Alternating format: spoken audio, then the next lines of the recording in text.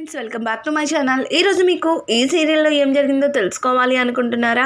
అయితే వెంటనే మనం సీరియల్లోకి వెళ్ళిపోదాం. ఇంకా కావ్య అయితే రాజ్ని ఒక్కసారి తన ఫోన్ అడుగుతుంది.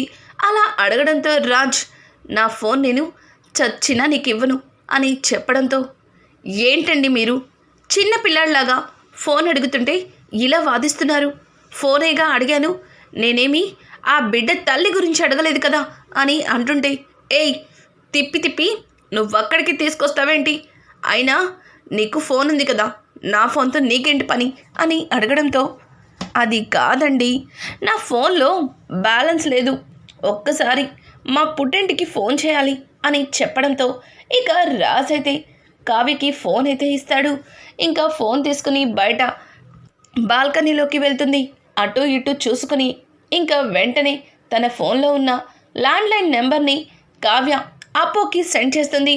వెంటనే తన ఫోన్లోంచి అప్పుకి కాల్ చేసి, అప్పు, నేను నీకు ఒక ల్యాండ్లైన్ నెంబర్ పంపించాను, ఆ నెంబర్ ఎక్కడిదో, అసలు ఆ అడ్రస్ ఏంటో, ఎవరి పేరు మీద ఉందో అంతా తెలుసుకొని నాకు చెప్పగలవా అని అడగడంతో, అదెంత పనక్క, చిటికలో చేసి చెప్తాను, అలాగేనా అని చెప్పి ఇక అప్పు కావ్యకి చెప్తుంది. కావ్య ఫోన్ కట్ చేసి వెనక్కి తిరిగి చూడడంతో అక్కడ రాజ్ కావ్య వైపు చూస్తుంటాడు. కావ్య, ఏంటినా కొంప తీసి నిజం తెలిసిపోయిందా? ఈయన ఫోన్ని కేవలం ఈయనకొచ్చిన ఫోన్ నంబర్ కోసమని అర్థమైపోయిందా అని చెప్పి కావ్య కాస్త కంగారు పడుతుంటే, ఫోన్ అడిగావు, మరి నీ ఫోన్లో నుంచే మీ చెల్లికి ఫోన్ చేసావు, ఏంటి సంగతి అని అడగడంతో అమ్మయ్య, ఈయన ఏమీ వినలేదన్నమాట. అదేం లేదు, అదే హాట్స్పాట్ ఓపెన్ చేసుకొని నా ఫోన్ రీఛార్జ్ చేసుకున్నలేండి, అంతే, ఇంకేం లేదు, ఫోన్ ఇచ్చినందుకు థ్యాంక్స్ అని చెప్పి కావ్య ఇక ఆ ఫోన్ని రాజ్ చేతిలో పెట్టి ఇంకా తను లోపలికి వెళ్ళిపోతుంది. రాజ్ చిన్నగా నవ్వుతూ, నాకు ఏం తెలియదు అనుకుంటున్నావా?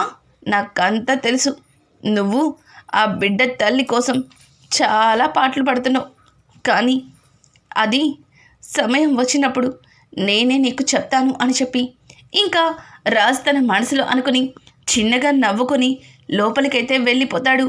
ఇక కావ్య వంటగదిలో వంట చేస్తూ ఉండగా పెద్ద ఆవిడ కావ్య దగ్గరికి వచ్చి, అమ్మ కావ్య, ఏంటి ఇందాక హడావుడిగా ఎక్కడికో వెళ్ళావు? అసలు ఏం జరిగింది?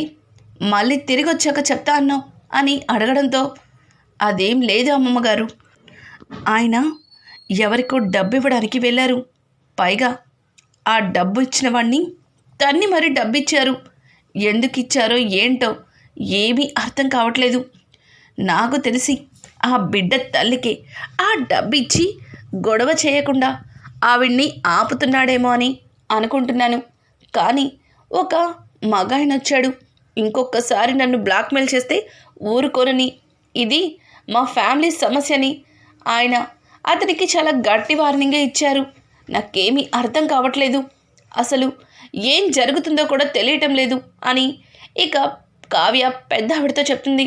ఇంకా ఇంద్రదేవి అయితే, అదేంటమ్మా, ఫ్యామిలీ సమస్య అని చెప్పాడా, పైగా ఎటువంటి గొడవ చేసినా ఊరుకొనన్నాడా, మరి వాడిని అక్కడే పట్టుకొని 4 పీకితే వాడే నిజం కక్కేవాడు కదా అని చెప్పడంతో, ఎక్కడ కుదురుతుంది అమ్మమ్మగారు, ఈయన వెళ్ళిన తర్వాత అదే చేద్దామని పరిగెత్తుకుంటూ వెళ్ళాను, కానీ వాడెక్కడ దొరికాడు, వాడు తప్పించుకున్నాడు, ఆయనకి ఒక ల్యాండ్లైన్ నెంబర్ నుంచి కాల్ వచ్చింది, ఆ ఫోన్ తర్వాత ఆయన చాలా టెన్షన్ పడ్డం చూశాను, ఆ ఫోన్ నెంబర్ ఎక్కడి నుంచి వచ్చిందో, అసలు ఆ అడ్రస్ ఏంటో మొత్తం తెలుసుకోమని అప్పుకి చెప్పాను, అప్పు ఫోన్ కోసమే ఎదురు చూస్తున్నాను అని చెప్పి కావ్య ఇక పెద్ద ఆవిడికి చెప్తుంది.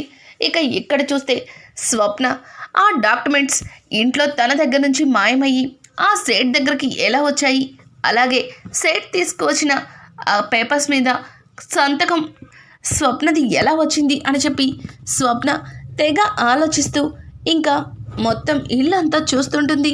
ఇంతలో రాహుల్ లోపలికి వచ్చి ఏదో తీస్తుంటాడు. ఇక రాహుల్ని చూసిన స్వప్న రాహుల్ని కింద నుంచి పై వరకు అనుమానంగా చూస్తుంది. ఇక రాహుల్ అయితే కాస్త కంగారు పడుతూ, ఏయ్ ఏంటే అలా చూస్తున్నాం మింగేసేలాగా? ఆయన చాలా తెలివిగా తాతయ్య ఇచ్చిన ఆస్తిని ₹1,00,00,000కి తాకట్టు పెట్టావు. అసలు ₹1,00,00,000 ఏం చేసినట్టు అని చెప్పి ఇక రాహుల్ కావాలని స్వప్నని కదుపుతూ ఉంటాడు. ఇక స్వప్న అయితే నాకు ఏదో తేడా కొడుతుంది, ఇదంతా నువ్వు మీ అమ్మ కలిసి చేస్తున్నారేమో అని నాకు అనుమానంగా ఉంది అని స్వప్న అడగడంతో ఇక రాహుల్ అయితే కంగారు పడుతూ, అలా మేమెందుకు చేస్తాం? అయినా మాకేం అవసరం? ఆ పేపర్స్ని నార్మల్గా చూపించమంటేనే నువ్వు చూపించలేదు. పైగా వాటిని నీ దగ్గర నుంచి తీసుకెళ్ళి నీ సంతకం పెట్టించుకొని మరి నీ సంతకం ఏమన్నా సెలబ్రిటీల సంతకమా? అడగగానే సైన్ చేయడానికి నువ్వు అని చెప్పి రాహుల్ అయితే ఇక అడ్డంగా దొరికిపోయేలాగా స్వప్న దగ్గర మాట్లాడతాడు. ఏంటి సెలబ్రిటీ సంతకం? ఈ మాట ఇంతకు ముందు ఎప్పుడో విన్నట్టుందే అని చెప్పి స్వప్న ఆలోచిస్తుంటే ఇక రాహుల్కి, ఒరేయ్ రాహుల్, ఎందుకురా దానికి? నీకంత నువ్వే క్లూలు ఇచ్చి అడ్డంగా దొరికిపోతావు, కాస్త నోరు అదుపులో పెట్టుకో అని చెప్పి రాహుల్ తనలో తను మాట్లాడుకొని, సరే నాకు ఆఫీస్లో మీటింగ్ ఉంది, నేను వెళ్ళాలి అని చెప్పి రాహుల్ ఒక ఫైల్ని తీసుకొని వెళ్తుంటే, ఏయ్ ఆగు, ఏంటి ఎన్నడూ లేంది నువ్వు ఆఫీస్ మీటింగ్కి వెళ్తున్నావా? అయినా నేను మాట్లాడుతుంటే నా నుంచి తప్పించుకుని పారిపోతున్నట్టు అనిపిస్తుంది. అవును, అసలు ఫైల్ ఏంటి? ఏదిలా ఇవ్వు అని చెప్పి స్వప్న వెంటనే తన చేతిలోంచి ఫైల్ తీసుకుంటుంది. ఇక ఫైల్లో రాహుల్ ఇవ్వనని ముందుకి వెనక్కి ఆ ఫైల్ని గుంజుతూ ఉంటాడు. ఇంకా అప్పుడు గుర్తొస్తుంది, రుద్రాణి రాహుల్ దొంగచాటుగా స్వప్నతో సంతకాలు పెట్టించుకున్న సంగతి ఇక స్వప్నకి గుర్తొస్తుంది. ఇంకా వెంటనే స్వప్న, ఏయ్ నువ్వు మీ అమ్మ కలిసి నా దగ్గర నుంచి ఆస్తి పత్రాలు కొట్టేసి నన్ను మైకం కమ్మేలా చేసి నాతో సంతకాలు పెట్టించుకున్నారు. గుర్తొచ్చింది, అంత గుర్తొచ్చింది. ఇప్పుడే మీ ఇద్దరి బండారం బయట పెడతాను అని అంటుంటే రాహుల్, పిచ్చి పిచ్చి నాటకాలు వేస్తున్నావా? నువ్వు తప్పు చేసి మమ్మల్ని ఇరికిచ్చాలని చూస్తున్నావా? చూడు, నేను ఊరుకుంటున్నా కానీ మా మమ్మీ అస్సలు ఊరుకోదు నిన్ను అని అంటుంటే, ఏంట్రా ఊరుకుంటుంటే రెచ్చిపోతున్నావు? తల్లి కొడుకులు ఇద్దరూ చేసిందంతా చేసి అందరి ముందు నన్ను ఇరికించేస్తారా? చెప్తా, మిమ్మల్ని ఎలా పట్టుకోవాలో అది చెప్తా అని చెప్పి స్వప్న తన మనసులో అనుకుని, నిజమే రాహుల్, మీరు అలా ఎందుకు చేస్తారు? నేనే పొరపాటు పడ్డాను, నువ్వు వెళ్ళిపో అని చెప్పి స్వప్న ఇక రాహుల్ని వెళ్ళిపోమంటుంది. స్వప్న అన్న మాటలకి రాహుల్, అమ్మయ్య, దీనికి మా మీద అనుమానం రాలేదు, ఇక్కడి నుంచి చిన్నగా జారుకోవాలి అని చెప్పి ఇక రాహుల్ అక్కడి నుంచి వెళ్ళిపోయి రుద్రాణి దగ్గరికి వెళ్తాడు. మమ్మీ, టైం గాడ్ కొంచెంలో మిస్, అది పట్టేసుకుందేమో అనుకున్నాను, కానీ పిచ్చిది అంత త్వరగా పట్టుకోలేదు. అయినా నువ్వు సూపర్ మమ్మీ, భలే టయానికి సేట్ని రప్పించావు అని చెప్పి ఇక రుద్రాణితో మాట్లాడుతుంటాడు. రాహుల్ అయితే రాహుల్ అన్న మాటలకి, రే ఈడియట్, దాని దగ్గర నుంచి నా దగ్గరికి వచ్చి ఏం వాగుతున్నావురా? నీ పెళ్ళమేమి నువ్వనుకున్నంత అమాయకురాలేమీ కాదు, అది ఆవలిస్తే పేగులు లెక్కెట్టేసే రకం. నాకు తగ్గ కోడల్ని తీసుకొచ్చావు, నోరు మూసుకొని వెళ్ళు, దానికి అనుమానం రాకముందే వెళ్ళి ఇక్కడి నుంచి అని చెప్పి రుద్రాణి రాహుల్ని బయటికి నెడుతుంది. ఇంతలో గుమ్మం దగ్గర స్వప్న ఉండడం చూసి ఒక్కసారిగా ఇద్దరు కంగు తింటారు. ఇక స్వప్న లోపలికి నడుచుకుంటూ వచ్చేసరికి రాహుల్ అయితే, స్వప్న నువ్వేంటి ఇక్కడ అని చెప్పి రాహుల్ తడబడుతుంటే ఇక రుద్రాణి అయితే, ఏమైందమ్మా, నీకేమైనా కావాలా? జ్యూస్, కాఫీ, టిఫిన్ అని చెప్పి రుద్రాణి తడబడుతుంటే, చాలా బాగుంది. తల్లి కొడుకులు ఇద్దరు కలిసి చాలా పెద్ద ప్లానే చేశారు. జ్యూస్ తాగించి నన్ను మత్తులోకి వెళ్ళేలా చేసి నాతోనే సంతకాలు పెట్టించుకున్నారు. మిమ్మల్ని అంత త్వరగా ఎలా వదిలేస్తాను అని చెప్పి ఇక స్వప్న అయితే వాళ్ళిద్దరి ముందే రుద్రాణి గదిలో వెతికి ఇంకా సేట్ నుంచి తీసుకొచ్చిన డబ్బు నా సూట్ కేసు పట్టుకొని బయటకైతే వస్తుంది. రుద్రాణి అయితే, ఏయ్ ఏంటి అది, నేను దాచుకున్న డబ్బు, దాన్ని తీసుకెళ్తున్నావేంటి అని అంటుంటే, అయ్యో అత్త, ఏంటి నువ్వు దాచుకున్న డబ్బా? నీ కొడుకు కష్టార్జితం తీసుకొచ్చి నీ చేతిలో దారపోసాడా, లేకపోతే నువ్వేమన్నా రాత్రింపవలు కష్టపడి సంపాదించావా?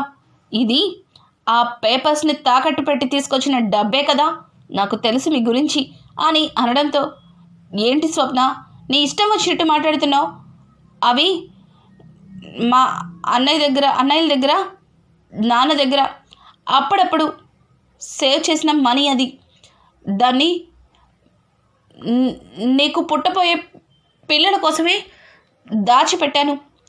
కానీ నువ్వు మమ్మల్ని దొంగం చేసి ఆ డబ్బుని తీసుకెళ్తుంటే ఇదేం బాగోలేదు అని చెప్పి రుద్రాణి తడబడుతూ మాట్లాడుతుంటే, ఓ అవునా, అయితే ఇవి ఎంత, ₹1,00,00,000 అని అడగడంతో, ఎగ్జాక్ట్లీ అవి ₹1,00,00,000 నీకెలా తెలుసు స్వప్న అని చెప్పి పక్క నుంచి రాహుల్ ఇంకాస్త హిట్ ఇస్తాడు. ఛీ, సిగ్గు లేదా మీ ఇద్దరికి? ఎన్నిసార్లు చెప్పినా సరే ఇద్దరు కూడా ఇలాగే చేస్తున్నారు. మీ ఇద్దరి పని చెప్తా పదండి అని చెప్పి స్వప్న ఇక ఆ డబ్బుని తీసుకుని బరబర కిందకి వెళ్తుంటుంది. ఇక రాహుల్ రుద్రాణి ఇద్దరు ఒకరి మొహాలు ఒకరు చూసుకొని రాహుల్ని, రే ఇడియట్, నీ మూలానే దానికి మన మీద అనుమానం వచ్చింది. అయినా దానికి ముందు నుంచి మన మీద అనుమానమే, నేను చెప్తే రావడం ఏంటి మమ్మీ అని రాహుల్ అంటుంటే, దానికి అనుమానం వచ్చింది సరే, నువ్వు నేరుగా వచ్చి నాతో చెప్పకపోతే అది నీ వెనకే ఫాలో చేస్తుందని కాస్త కూడా ఊహించలేదు. చూడు ఎలా జరిగిందో అని చెప్పి ఇక స్వప్న అయితే ఇంకా రుద్రాణి అయితే రాహుల్ని తిడుతుంది. ఇక స్వప్న ఇంట్లో అందరికీ డబ్బు చూపించి రుద్రాణి రాహుల్ చేసిన పనికి అందరితో చీవట్లు పెడుతుంది. ప్రకాశం అయితే రుద్రాణికి ఎన్నిసార్లు గడ్డి పెట్టినా సరిపోదేమో, ఎప్పుడు గడ్డి పెడుతూనే ఉండాలి, అలా పెడుతున్నా సరే ఏదో ఒక తప్పు చేస్తూనే ఉంటుంది అని చెప్పి ఇక రుద్రాణి చీవాట్లు పెట్టి ఆ డబ్బుని ఇక సుభాష్ చేతికి ఇస్తుంది. ఇంకా ఇంట్లో అందరూ కూడా రుద్రాణి రాహుల్ని తిడతారు. వాళ్ళిద్దరూ కూడా ఏం మాట్లాడకుండా అలానే తలదించుకుంటారు. ఇక స్వప్న అయితే ఇంత పెద్ద తప్పు చేసినా వీళ్ళిద్దరిని ఇంట్లో నుంచి బయటికి గెంటేయాలి కదా అని అనడంతో ఇక ఏం మాట్లాడలేక సైలెంట్గా ఉంటారు. ఇదంతా ఇలా ఉండగా అప్పు కావ్యకి ఫోన్ చేస్తుంది. అక్క, నువ్వు ఇచ్చిన ల్యాండ్లైన్ నెంబరు ఎక్కడి నుంచి వచ్చిందో, ఎవరి పేరు మీద నుంచి వచ్చిందో అంతా తెలిసిపోయింది, తెలుసుకున్నాను అని చెప్పడంతో, ఎవరి పేరు మీద ఉంది, అసలు ఎక్కడి నుంచి వచ్చింది అని అడగడంతో, అక్క ఆ ల్యాండ్లైన్ నెంబర్ అదే మీ మావయ్య గారు సుభాష్ అంకుల్ పేరు మీద ఉంది. పైగా ఆ అడ్రస్ మీ ఇంటికి 2 కిలోమీటర్స్ దూరంలో ఉంది. ఆ ఇంట్లో ఎవరుంటున్నారన్నది నాకు కూడా తెలీదు. అయినా మీ ఇంట్లో అన్ని ఫోన్లు ఉండగా మీ మావగారు ల్యాండ్లైన్ నెంబర్ ఎందుకు తీసుకున్నాడు? 2 కిలోమీటర్ల దూరంలో ఉన్న ఆ ఇంట్లో ఎందుకు పెట్టాడు అని అడగడంతో, ఏం మాట్లాడుతున్నావే అప్పు, ఆ ల్యాండ్లైన్ నెంబర్ మా మావయ్య గారి పేరు మీద ఉందా? అసలు ఆ అడ్రస్ ఏంటి అని అడగడంతో ఇక వెంటనే అప్పు అయితే ఒక అడ్రస్ని చెప్తుంది కావ్యకి. కావ్య అడ్రస్ వినగానే, అప్పు అది మా గెస్ట్ హౌస్ అడ్రస్సే, మరి అక్కడి నుంచి ఎవరు ఫోన్ చేస్తున్నారు ఈయనకి తెలుసుకోవాలి. అంటే గెస్ట్ హౌస్లోనే ఆ బిడ్డ తల్లిని ఈయన దాచిపెట్టారన్నమాట. ఇప్పుడే నిజాన్ని తెలుసుకుంటాను అని చెప్పి ఇంకా కావ్య వెంటనే గెస్ట్ హౌస్కి బయలుదేరుతుంటుంది. అప్పటికే అక్కడ రాజ్ కార్ కనిపించడంతో కావ్య ఒక్కసారిగా రాజ్ కారు చూసి షాక్ అవుతుంది. ఎన్ని రోజుల నుంచి ఏ బిడ్డ కోసం రాజ్ దాచిపెట్టిన నిజాలని కావ్య ఈరోజు బయటికి లాగుతుంది. రానున్న ఎపిసోడ్స్ మరింత ఇంట్రెస్టింగ్గా మారిపోతున్నాయి. ఈ వీడియో మీకు నచ్చినట్టయితే లైక్ చేసి సబ్స్క్రైబ్ చేసుకోవడం మాత్రం మర్చిపోకండి. Thanks for watching. Hi friends, welcome back to my channel. ఈరోజు మీకు ఈ సీరియల్లో ఏం